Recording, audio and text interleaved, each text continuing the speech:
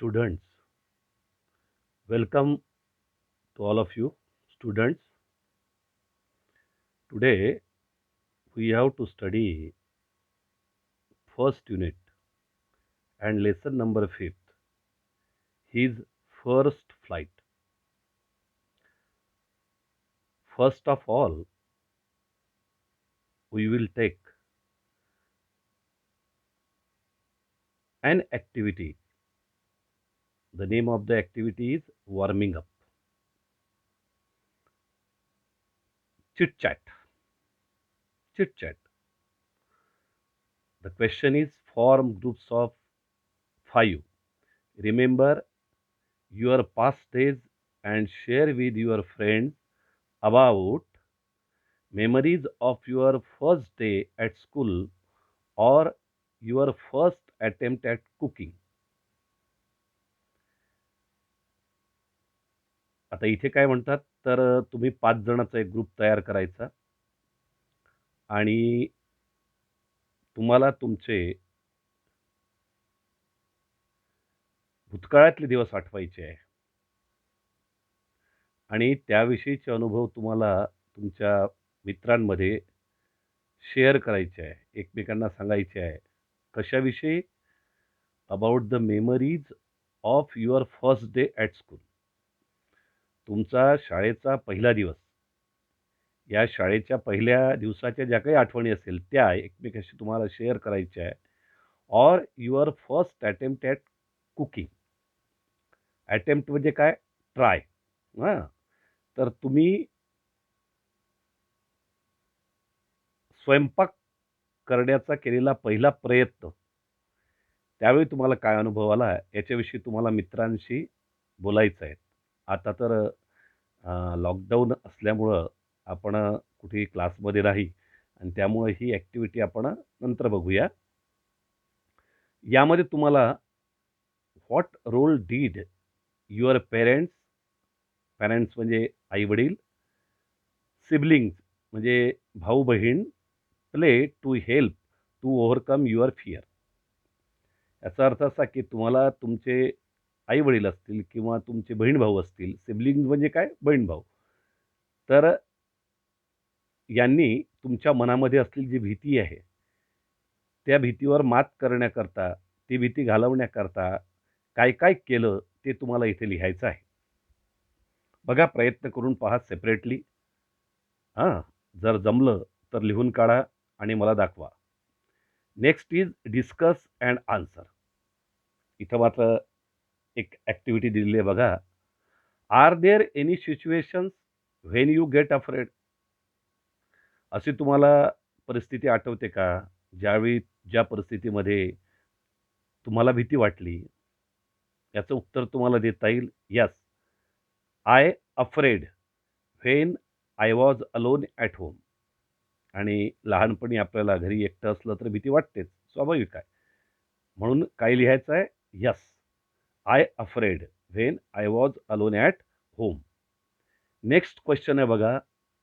How would you react if you had to travel alone? तुम्हाला जर एकट्याला प्रवास करावा लागला, तर तुम्हाला काय वाटेल किंवा तुमची प्रतिक्रिया काय असेल? I will not sorry, I will get confused. I will insist my parents, brother to come with me. नाही का? I will get confused. मी गोंधळून जाईल. आणि आय विल इन्सिस्ट म्हणजे भर देणे. हां, आग्रह करणे. माय पॅरेंट्स, माझे आई-वडील, brother to come with me. मला एकदम गोंधळल्यासारखं होईल आणि माझे जे आई-बाबा आहे किंवा माझा भाऊ आहे, याला मी माझ्यासोबत येण्याकरता आग्रह करेल. थर्ड क्वेश्चन इथे बघा. How would you react if you had to stay alone at home?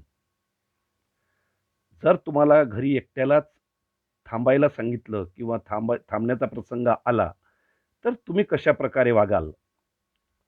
Definitely. उत्तर असेल डेफिनेटली म्हणजे निश्चितपणे. I will request my granny. Granny म्हणजे कोण? ग्रँडमदर, आजी. ऑन्टी म्हणजे काकू. ऑर अंकल किंवा अंकलना टू अकंपनी मी. माझ्यासोबत सोबत राहायला त्यांना मी रिक्वेस्ट करेन, विनंती करेन, असं उत्तर तुमचं येईल. Then last question, fourth question. What you would do if you were lost in a new city? जर तुम्ही एखाद्या नवीन शहरामध्ये तुम्ही गेलेले आहे, ते शहर तुम्ही पाहिलेलं नाही आहे, अशा शहरामध्ये जर तुम्ही हरवले, मग अशावेळी तुम्ही काय कराल? उत्तर असेल, I will try to phone my parents. पहिल्यांदा काय करू आता या मोबाईलच्या काळामध्ये? पहिल्यांदा तुम्ही फोन करणार तुमच्या आई-वडिलांना. If it is not possible, then I will try to reach police for help. जर तुम्हाला हेही जमत नसलं, म्हणजे हेही शक्य नसलं, तिथं कुठलाही फोन उपलब्ध झाला नाही, तर तुम्ही पहिल्यांदा कुठे जाल? कुठे पोहोचाल? पोलीस स्टेशनमध्ये जाल, पोलीसकडे जाल. कशासाठी? मदत मागण्याकरता, की तुम्हाला तुमच्या घरी पोहोचण्याकरता त्याने काय करावी? मदत करावी. अशा प्रकारे तुम्हाला ही ॲक्टिव्हिटी पूर्ण करता येईल बघा. आता पुढची जी ॲक्टिव्हिटी आहे, ती आहे कंप्लीट द फॉलोइंग टेबल. पुढची ॲक्टिव्हिटी कोणती आहे? कंप्लीट द फॉलोइंग टेबल, नाही का? याच्यामध्ये तुम्हाला काही इडियम्स दिलेले आहेत, म्हणजे वाक्प्रचार आहेत. त्याचा मीनिंग पण दिलेला आहे आणि त्यावर आधारित एक सेंटेन्स तुम्हाला स्वतः तयार करायचा आहे. बघा इथे ॲक्टिव्हिटी आहे ही. इडियम्स आहे birds eye view. Birds eye view म्हणजे खूप लांबून बघणे, नाही का? छोटंसं दिसतं कुठून? लांबून बघितल्यानंतर.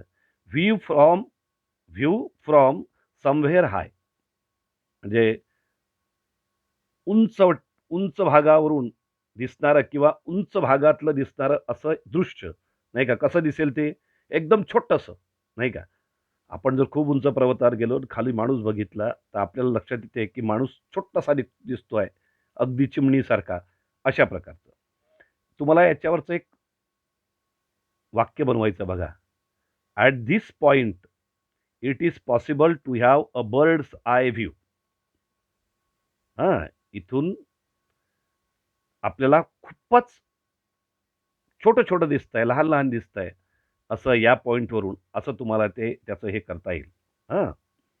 यानंतर आहे as free as a bird म्हणजे पक्षासारखं स्वतंत्र. If he or she is carefree. Carefree म्हणजे अगदी चिंतामुक्त, नाही का? आहे की नाही? If he or she is carefree. Carefree म्हणजे चिंतामुक्त, ज्याला काही चिंता नाही असा. इथं तुम्हाला वाक्य ऑलरेडी दिलेलंच आहे बघा. After finishing her exam she will be as free as a bird. म्हणजे तिची परीक्षा झाल्यानंतर ती कशी असेल?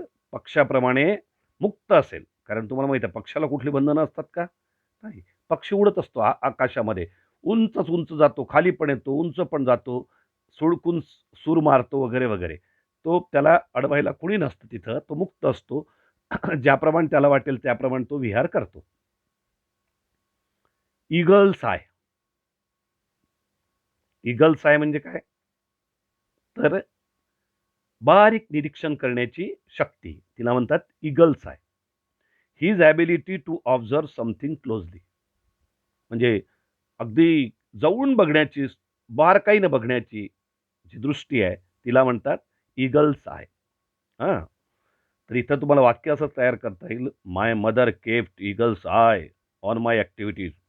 माझी आई अगदी माझ्या प्रत्येक कृतीवर बारीक नजर ठेवते, नाही का? यानंतर फोर्थ इडियम आहे spread one's wings. Spread one's wings म्हणजे आपला विस्तार करणे, आपला विस्तार वाढवणे, व्याप्ती वाढवणे. To try to work on things independently, नाही का? एखादं काम स्वतंत्रपणे करणे. हां, त्याला त्याला म्हणतात, काय म्हणतात त्याला? Spread one's wings.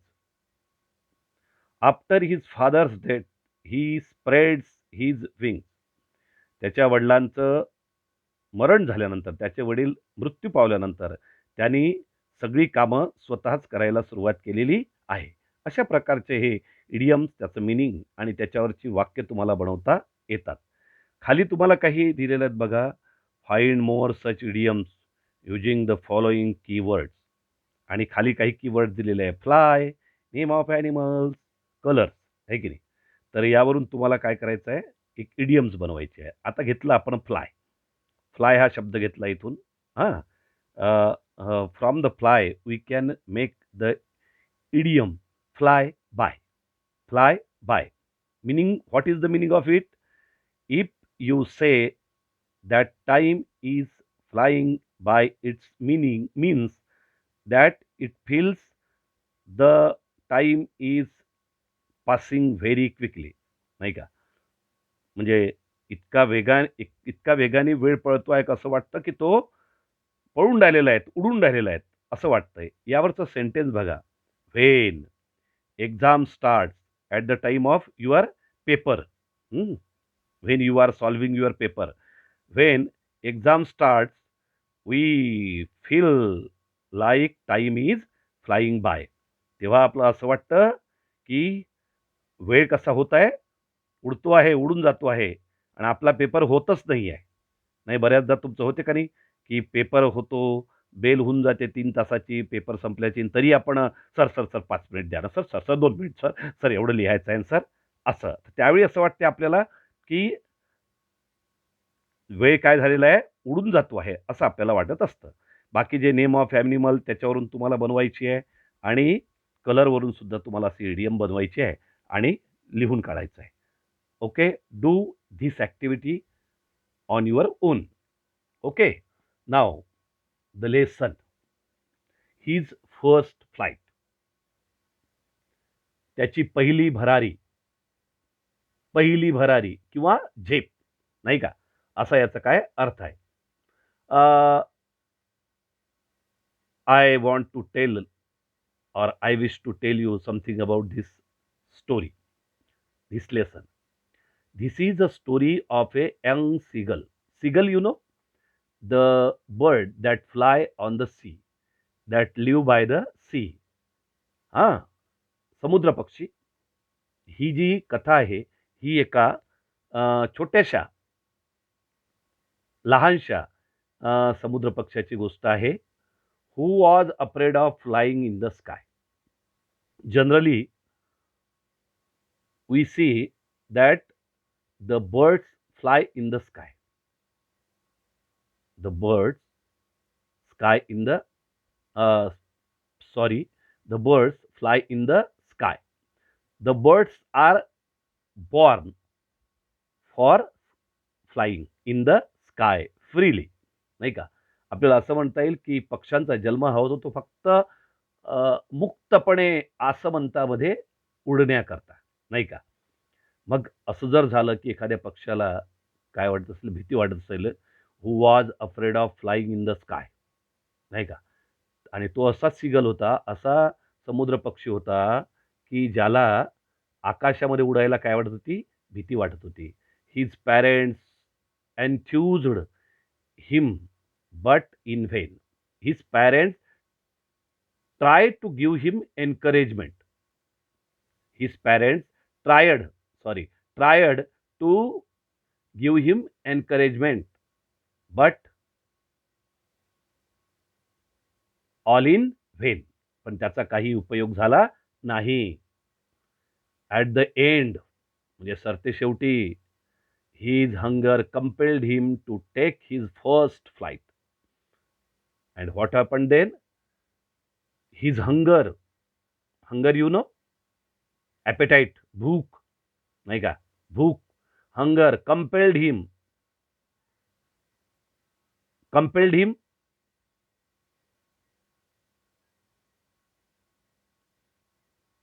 make him compulsory to do something. Compelled म्हणजे करायला भाग पाडणे. Him to take his first flight. To take his first flight. त्याला त्याची झेप, भरारी घेण्याकरता त्याला काय केलं? बाध्य केलं. कुणी?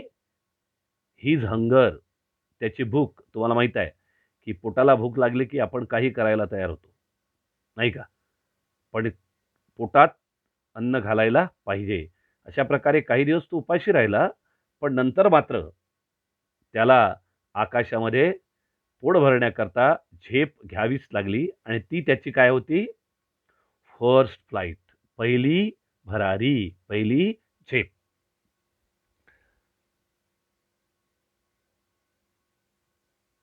The young seagull first I read the lesson. Listen carefully, huh? And try to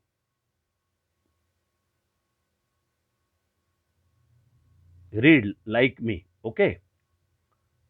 The young seagull was alone on his ledge. His two brothers and his sister had already flown away the day before. He had been afraid to fly with them. Somehow, when he had taken a little run forward to the brink of the ledge and attempted to flap his wings, he became afraid. The great expanse of sea stretched down beneath, and it was such a long way down, miles down. He felt certain that his wings would never support him. So he bent his head and ran away back to the little hole under the ledge where he slept at night. Even when each of his brothers and his little sister, whose wings were far shorter than his own, ran to the brink, flapped their wings, and flew away. He failed to muster up courage to take that plunge, which appeared to him so desperate. His father and mother had come around calling to him shrilly, upbraiding him, threatening to let him starve on his ledge unless he flew away. But for the life of him, he could not move. That was 24 hours ago. Since then, nobody had come near him. The day before, all day long, he had watched his parents flying about with his brothers and sister, perfecting them in the art of flight, teaching them how to skim the waves and how to dive for fish. He had, in fact, seen his older brother catch his first herring and devour it, standing on a rock while his parents circled around, raising a proud cackle, raising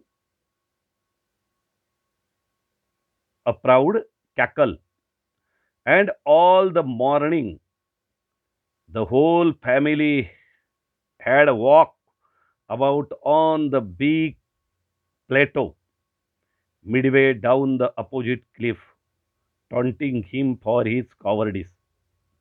The sun was now ascending the sky, blazing on his ledge that faced the south. He felt the heat because he had not eaten since the previous nightfall. He stepped slowly out of the brink of the ledge and standing on standing on one leg with the other leg hidden under his wing. He closed he closed one eye, then the other, and pretended to be falling asleep. Still, they took no notice of him.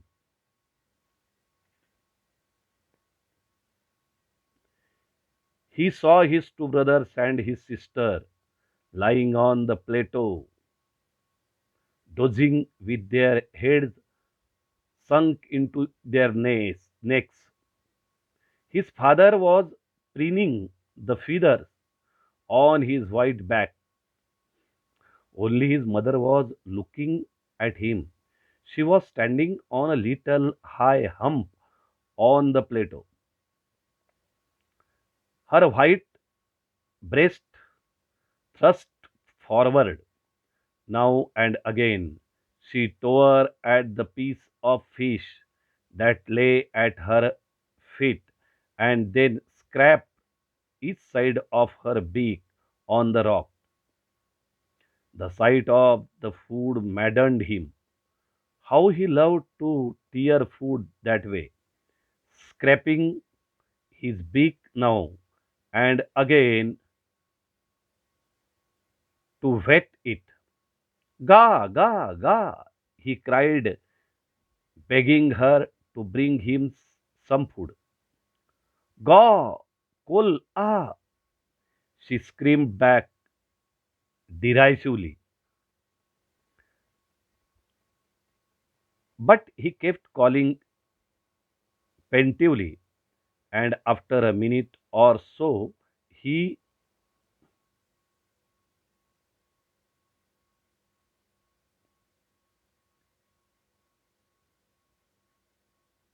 he uttered a joyful scream.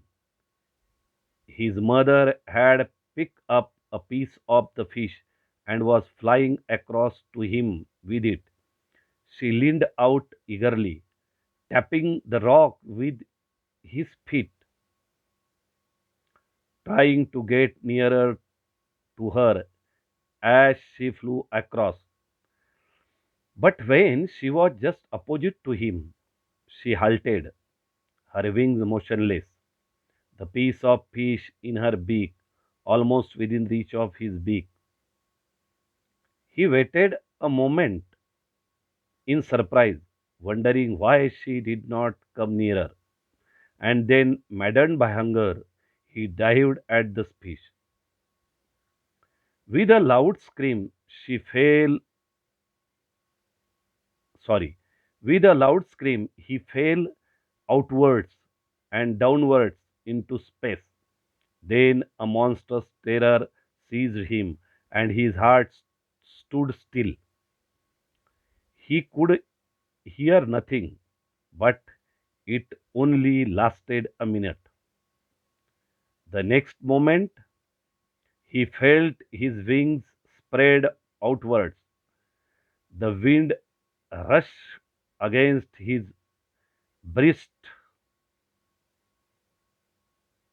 feathers, then under his stomach, and again and against his wings.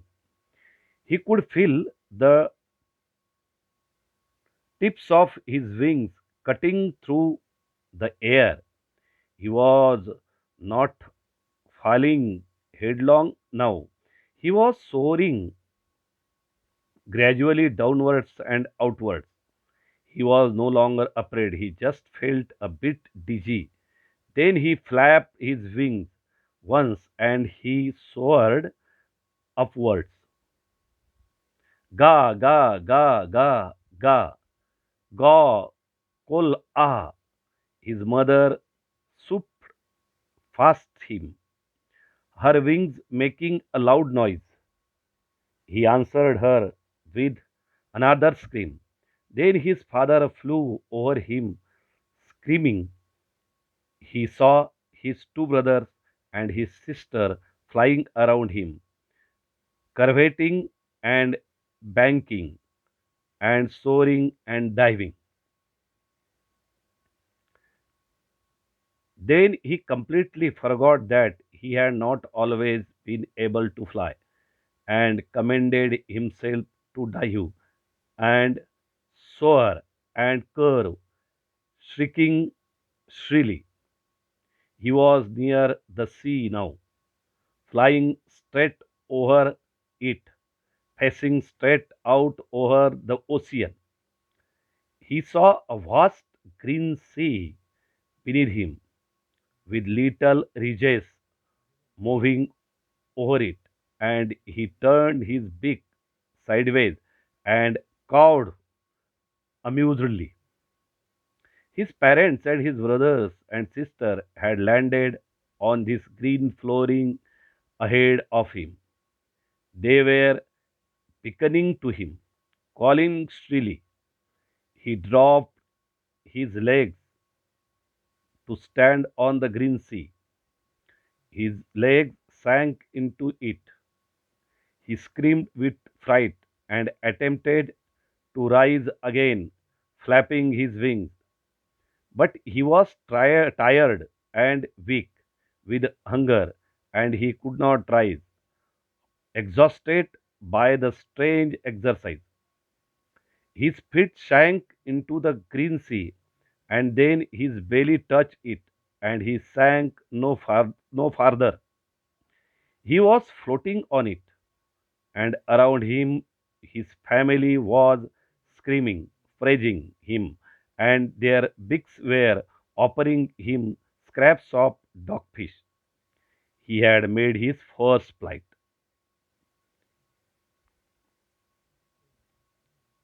Liam O. Flaherty is the writer of this lesson. In this way, you have to read the lesson first, then I will send you the meaning of unknown words. With the help of that unknown words, meaning of that unknown words, you have to understand this lesson correctly, and then try to solve the questions that are given